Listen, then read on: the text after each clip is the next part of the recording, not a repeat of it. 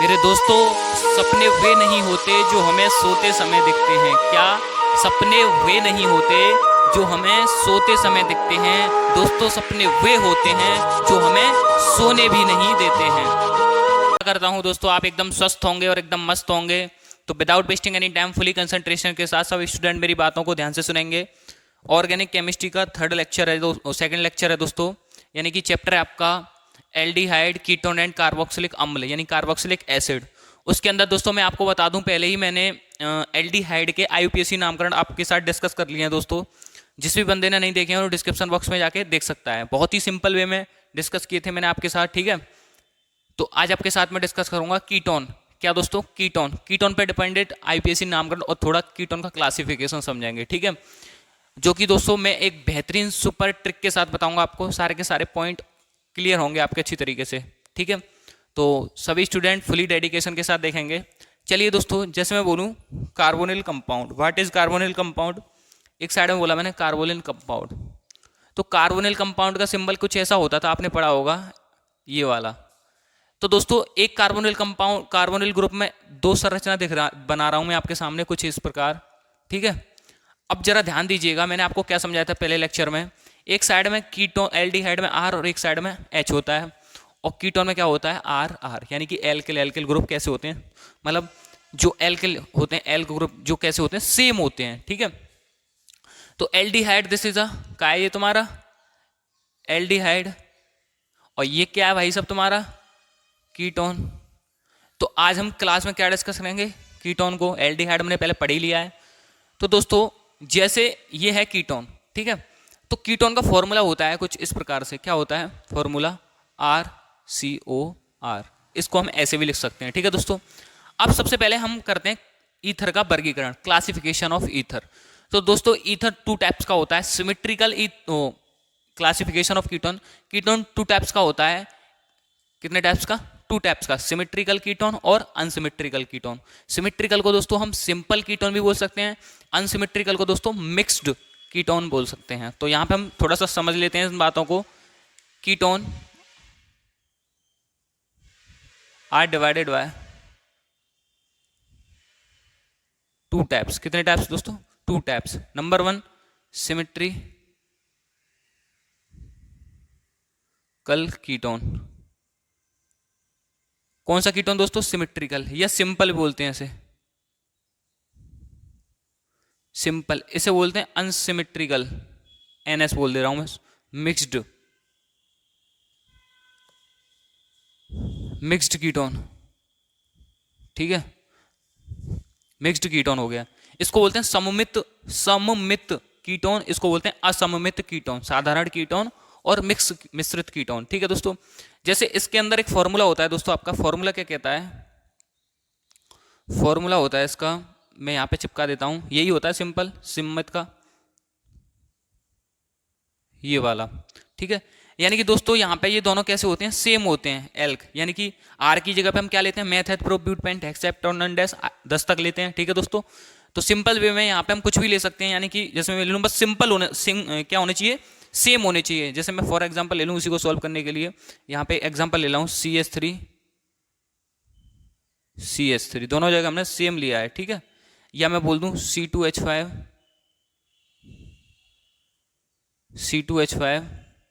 इधर भी क्या लेना पड़ेगा फिर हमें? C2H5। This is a symmetrical simple ketone. यहां पे ले लूं दोस्तों मैं आपके सामने R, और एक कैसा होगा आपका दोस्तों? भिन्न होगा RE पर, वो से हम क्या बोल देंगे? R dash. तो इसके एग्जांपल दोस्तों हम यहां पे ले सकते हैं, जैसे CH3CO, और यहां पे ले लूं मैं C2H5। मैं ले लूं C6H5, ठीक है, O, और यहाँ पे मैं ले लूँ C2H5। आ रहा समझ में? तो यहाँ पे कैसा है? भिन्न भिन्न होने चाहिए, यानी कि दोनों ये आर कैसे होनी चाहिए? Different different.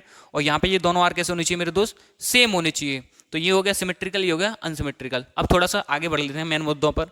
तो ध्यान रखिएगा दोस्तों, मैं आपको पहले एक बात बता देता हूँ, कोई भी लक्ष्य बड़ा नहीं होता। क्या? कोई भी लक्ष्य बड़ा नहीं, जीता वही जो डरा नहीं। क्या दोस्तों? कोई भी लक्ष्य बड़ा नहीं, जीता वही जो डरा नहीं। इसीलिए बढ़िया तरीका से और डेडिकेशन के साथ पढ़ाई पे लग जाइए दोस्तों। बोर्ड एग्जाम नजदीक आने वाले हैं, ठीक है।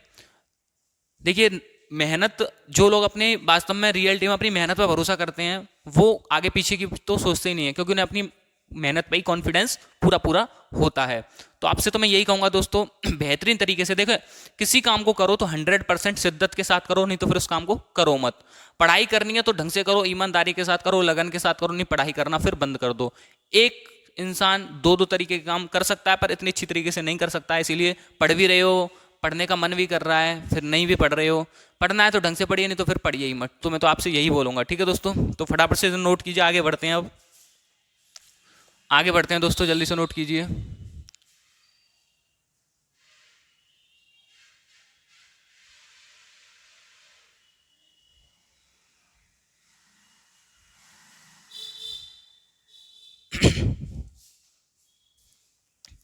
जैसे दोस्तों ये आपने नोट कर लिया होंगे, ठीक है। आइए अब सीखते हैं यहाँ पे नामकरण। क्या सीखते हैं?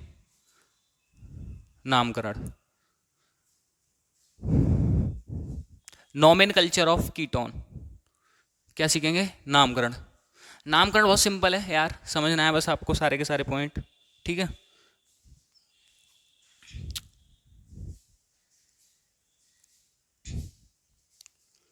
आ जाइए, जैसे अब सीखेंगे नोमेनकल्चर ऑफ कीटोन। क्या हेडिंग है हमारी?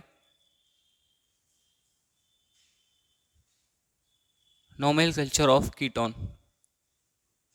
कीटोन का नामकरण कैसा? IUPAC, ठीक है। जैसे इसमें एक फॉर्मूला जो होता है कीटोन का, RCOR, है ना, सिमिलर दोनों होते हैं R, ठीक है। तो इसमें हम इस फॉर्मूले का यूज करते हैं। किस फॉर्मूले को दोस्तों? ध्यान से देखिएगा, elk plus bond name BN और प्लस ONE।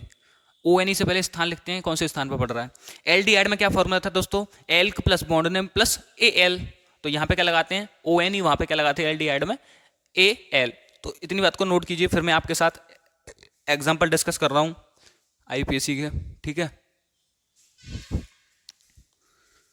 तो आ जाइए दोस्तों, देखिए यहाँ पे कुछ मैंने एग्जाम्पल ले लिए हैं, ठीक है। तो यहाँ पे फॉर्मूला क्या था आपका?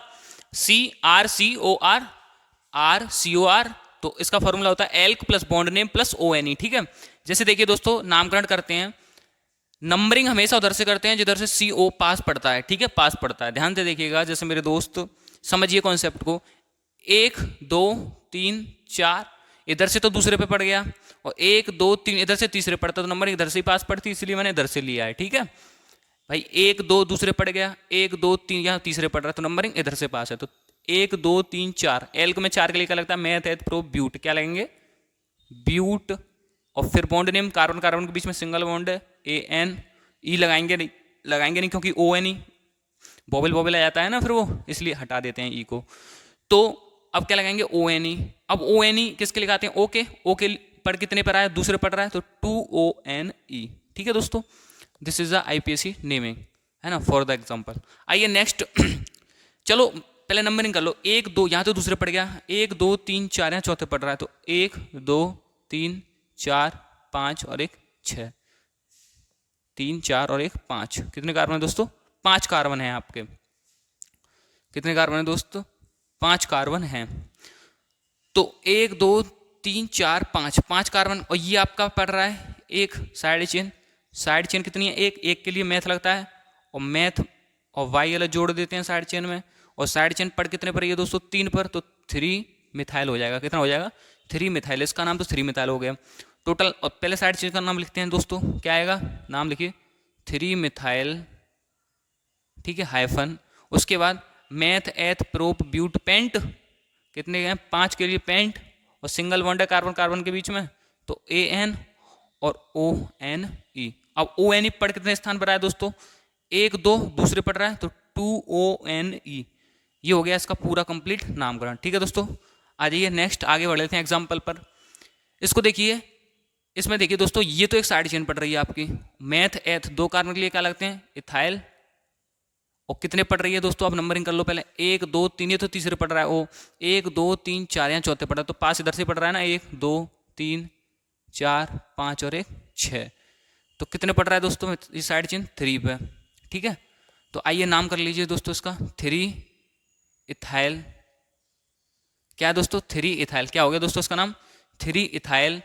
अब देखिए 3 इथाइल के बाद यहाँ पे कितने कार्बन है दोस्तों, एक 6 के लिए क्या आएगा, हेक्स। ठीक है, अब कितने पड़ रहा है, AN आएगा या ENE। अब देखो यहाँ पे सिंगल सिंगल बॉन्ड नहीं, ट्रिपल बॉन्ड भी दिख रहा है आपको, कितने पड़ रहा है 5 पर, तो 5E आता है ना।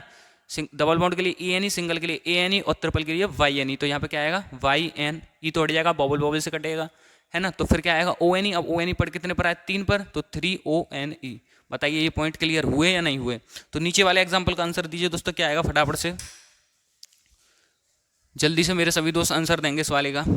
बहुत सिंपल है यार, ये तीनों एग्जाम्पल तो बहुत सिंपल हैं, जरा गौर कीजिए, गौर फरमाइएगा। चलो मैं मानता हूँ इसमें ये होगी, ये मेन चेन तो है ही तुम्हारी, 1 2 तीसरे पर जुड़ रहा है, 1 2 3 कहीं से भी जोड़ लो, 3 पे जुड़ रहा है, 1 2 3 4 5, 1 2 3 पे जुड़ रहा है ओ, 1 2 3 पे जुड़ रहा है ओ। नंबरिंग किधर से कर लो, आंसर सही आएगा। अब देखिए ध्यान से, मैथ एथ प्रो ब्यूट पेंट 5 के लिए क्या आ गया आपका, पेंट हाइफन, हाइफन के बाद AN कार्बन के बीच में सिंगल बॉन्ड है, E तो लगाएंगे नहीं, हट जाता है। फिर ON कितने पड़ रहा है, 3ONE। बताइए करेक्ट। आइए नेक्स्ट मेरे दोस्त, 1 2 3 4 5, 5 के लिए क्या आएगा आपका, क्या आएगा, पेंट हाइफन। ठीक है, कार्बन कार्बन के बीच में सिंगल बॉन्ड है तो AN। अब यहाँ पे 2 पे पड़ रहा है ONE, O 2 पे पड़ रहा है ना, इसलिए यहाँ पे आ गया। इसको देख लीजिए मेरे दोस्त, सिंपल सा है, 1 2 3 4, 1 2 3, इधर से 3 पे पड़ रहा है, इधर से 2 से पड़ रहा है, 2 पे पास है, इधर से नंबरिंग इधर से की है मैंने। और ये आपकी क्या है, मिथाइल, एक कार्बन है ना, इसलिए METHYL। कितने पे जुड़ रहा है मिथाइल, 3 पर, तो 3 मिथाइल ये हो गया ऊपर वाला। तो पूरे 4 के लिए मैथ एथ प्रो ब्यूट, तो पहले आगे साइड चेन का नाम लिखते हैं 3 हाइफन मिथाइल, 3 मिथाइल हाइफन, 4 के लिए क्या आता है, ब्यूट, और सिंगल सिंगल बॉन्ड है कार्बन कार्बन के बीच में तो AN, और कितने पे जुड़ रहा है ONE, 2ONE। This is the correct answer. ठीक है, अच्छा इन दोनों को बताइए, पेपर में पूछे गए हैं, महत्वपूर्ण भी हैं दोस्तों, फटाफट से आंसर दीजिए कमेंट बॉक्स में, क्या आएगा इसका, जल्दी से दीजिए दोस्तों आंसर।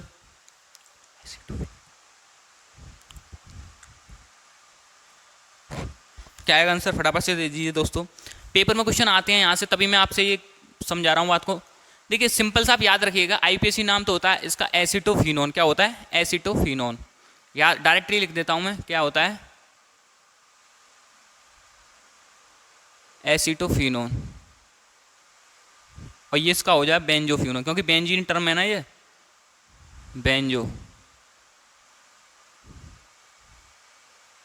बेंजोफिनोन। ये क्या है, एसिटोफिनोन, और ये बेंजोफिनोन। ठीक है, तो आप इनके मैं आपको कॉमन नाम भी बता देता हूँ, याद रखिएगा। इसका कॉमन नाम होता है मिथाइल फिनाइल कीटोन। क्या होता है, मिथाइल फिनाइल कीटोन। और इसका होता है दोस्तों डाईफिनाइल कीटोन, इसका होता है डाईफिनाइल कीटोन। तो सिंपल सी बात यहाँ पे आपकी इतनी समझ में आ गई होगी, कोई दिक्कत वाली बात नहीं है इसमें। ठीक है, तो यहाँ पे दोस्तों मैंने आपके साथ ये कुछ एग्जांपल डिस्कस किए हैं, तो आप सभी से आशा करूँगा, अनुरोध करूँगा मैं दोस्तों, अपनी बुक में से, अपने मॉडल पेपर में से या किसी अन्य नोट्स में से ज़्यादा एग्जाम्पल सॉल्व करें, जिससे कि आपकी और अच्छी प्रैक्टिस हो। ठीक है दोस्तों, तो याद रखिएगा, मैं आपसे यही बोलूँगा, शिक्षा उस शेरनी का दूध है दोस्तों, जो पिएगा वही दहाड़ेगा, जो नहीं पिएगा वो नहीं दहाड़ेगा। इसलिए पढ़िए और आगे बढ़िए। ठीक है, तो मिलते हैं फिर नेक्स्ट लेक्चर में, तब तक के लिए दोस्तों जय हिंद, जय श्री राम, जय श्री परशुराम।